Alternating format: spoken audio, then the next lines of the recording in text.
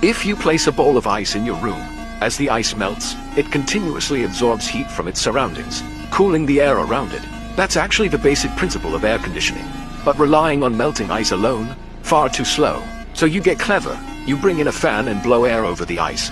The airflow speeds up the melting, and sure enough the room feels noticeably cooler. But there's a problem. The ice always melts away. Replacing it over and over is a hassle. Then inspiration strikes. Why not replace the ice with something better? Freon. Freon is a gas at room temperature, but when compressed into a high-pressure tank, it becomes a liquid.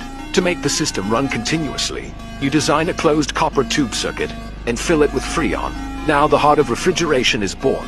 When liquid Freon flows through the indoor copper coils, the pressure drops. It quickly evaporates, absorbing large amounts of heat from the air inside, cooling the room in the process. The now gaseous Freon, carrying that heat, flows outdoors. That's how heat is transported out. But for Freon to be reused, you'll need to do more. So you install a compressor in the outdoor unit.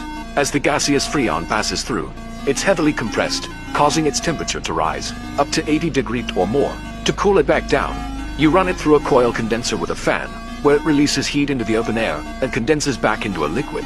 It then flows back indoors, but it's still a bit too warm.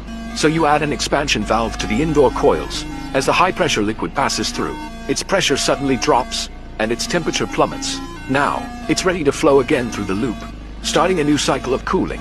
To spread the cold air faster, you attach a fan near the indoor coils, and for precise control, you install a thermostatic sensor near the expansion valve to regulate the temperature automatically. Finally, you combine the entire setup into one indoor unit and one outdoor unit, connected by those copper tubes. Congratulations! You've just invented the air conditioner.